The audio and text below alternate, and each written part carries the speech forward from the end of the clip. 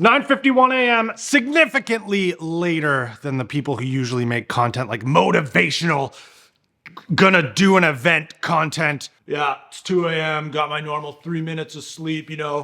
Here we are, we're gonna get it. We're going to do a 1,000-mile training ride. Today, I'd like to do the inaugural break-in ride on this steaming heap of parts. Pile of parts is what I wanted to say there. I need to put a bottle cage on here. I don't know, actually I do know what happened since I've sold like all my road bikes and all my bikes that I didn't do tricks on. All of them had bottle cages on them and I just left the bottle cages on. So I'm mega short on hydration holders. There we go, water, got water. Okay, rear brake is not bled, I'm being lazy. It does work, it has stopped making noise, I feel good about that. Dropper post not set up, so we'll just ride it as like a fixed. And there's a not 0% chance that one of these crank arms falls off. Something about these NX cranks with like Octolink or whatever the hell it is, they're really not very good at staying on. So we'll bring an 8mm Allen key. Keeping it pretty cash in the kit department. Bit of Kitspo merino wool. They've gone out of business.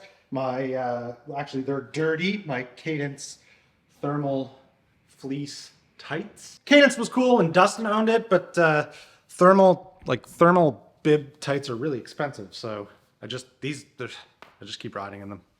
Chrome Industries merino wool, just like a nice merino wool sweater. So hopefully 2 layers of merino wool is warm enough. Smith Engage helmet. This thing is easily the most comfortable helmet that I've ever worn. I think it's insane that this thing is only 130 bucks. And last but not least, these DHB mountain bike shoes. I hate these shoes.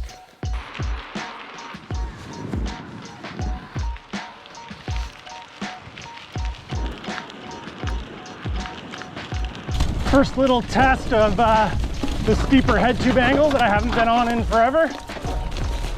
This way.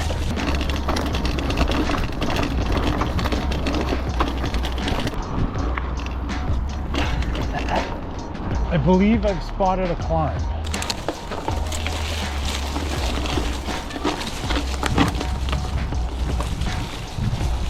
Wow. Wow. Wow. What a difference. What a difference being on a cross-country bike is. Just crazy. Okay, 10 kilometers in, about 400 meters of single track. I think that is adequate for Eric's $0 heap of parts mountain bike marathon build ride impressions. 1, I think when you step away from a cross-country hardtail, especially with light casing tires, you forget just how efficient and quick a mountain bike can be. It's not road bike quick, but significantly better when you spend all your time on like really heavy casing, full suspension bikes, riding bike parks. 2, the steering input is very quick. I'm not used to it, but I don't hate it. 3, not having the dropper post set up with the steep head tube angle is a guaranteed recipe for me to get hurt today. And thus concludes this segment of the $0 mountain bike marathon heap of parts build ride impressions. Stay tuned for more.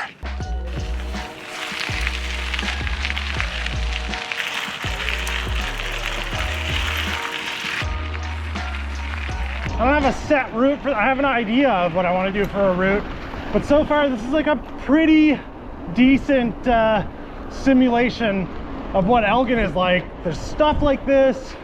You end up on some slightly rougher stuff like this. There's some washboard roads. And then of course there's single track where I'm headed to right now. Pretty good little simulator loop. I don't actually know how long it's gonna end up being. We'll see at the end. I do know that I'm at 15K right now and I haven't taken a sip of water, which I have to drink water, have to drink water, have to drink water. Damn it. That derails everything.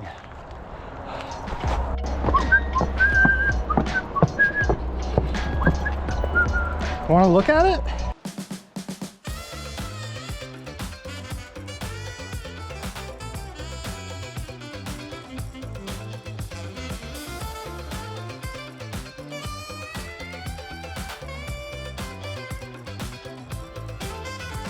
Il y a beau. Even though the paint stripping's not done that nice. Curiosity got the better of me. I'm checking to see if I can get into the trail I want to do from the other side, or if it's blocked. If it's blocked, I'm gonna not be surprised, actually.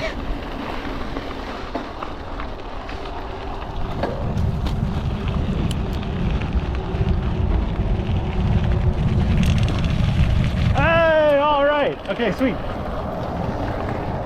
I have a goal. Get around this loop. Try not to dab. I don't want to say don't dab, just try not to. Doesn't need to be fast, doesn't need to be clean, just ride through everything.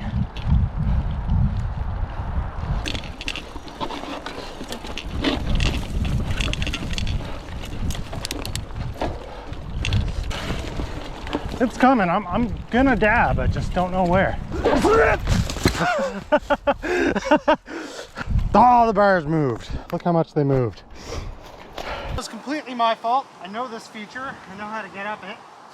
But I was just too casual. Way too casual. You gotta own it. This is the part in the comments where you're gonna be like, wow, this guy. I brought a bagel. I'm gonna eat like half of it now. We're 18 kilometers in. Listen to my jaw. Isn't that terrible?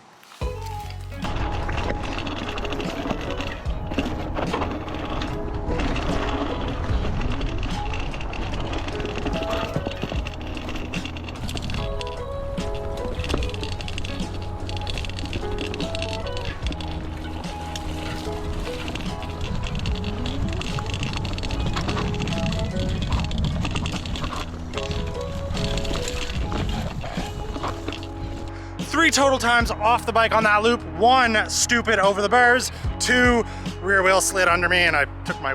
Okay, a little road traverse. There's a gravel climb that'll bring me into single track trails on the way down and then home.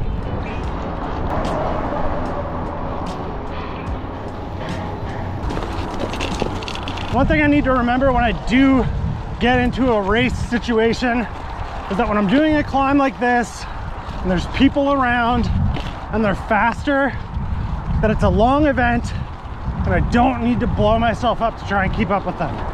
Like just be mature, Eric. Do what you can do, pedal it out. Pedal it out, pedal it out. I think this is where I want to go. I'm a little bit lost, but I think I'm all right. Shouldn't have gone in this way.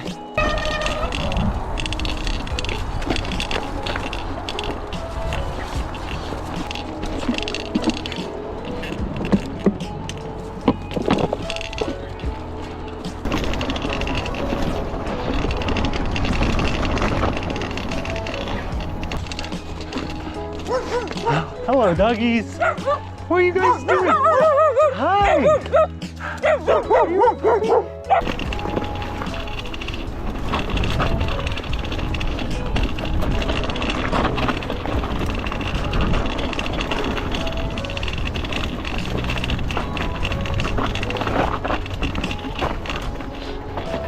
Wow, this thing kind of rips.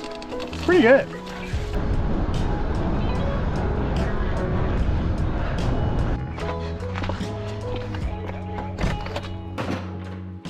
Welcome to the second segment of the $0 Heap mountain bike marathon build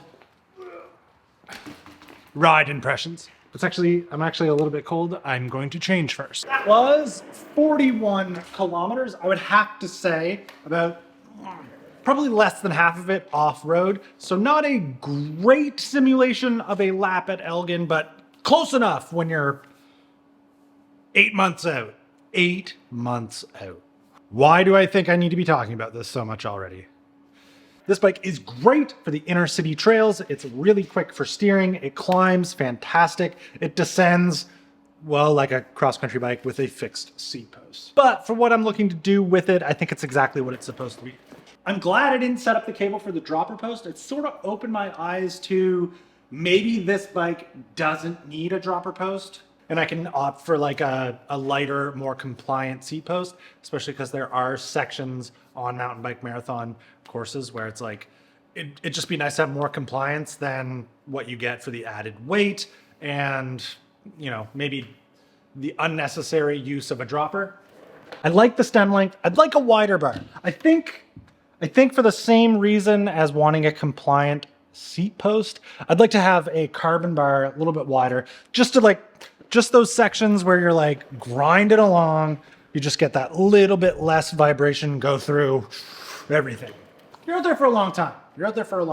Certainly wasn't a problem today, but those are the things that you're like, hey, I'm really glad I'm not fatigued too much at kilometer like 102, and you still have 18 to go.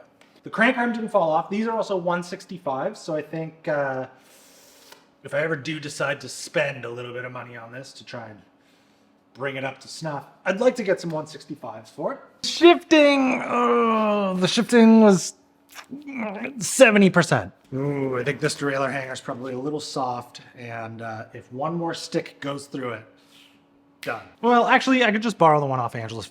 Forget that part. I feel pretty good at the end of this ride. My legs aren't too heavy.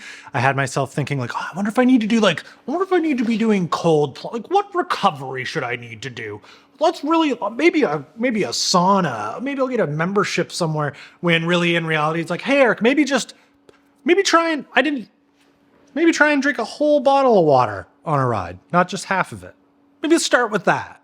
Like start small, baby steps. Just baby steps. It really does look cooler dirty. It hides all the spots where the paint's still on. I'm just writing on this calendar that I did a 41 kilometer MTB ride. There it is. Found one, Daddy. What? Stick. Wow, nice stick. Oh, you brought me garbage. Thank you.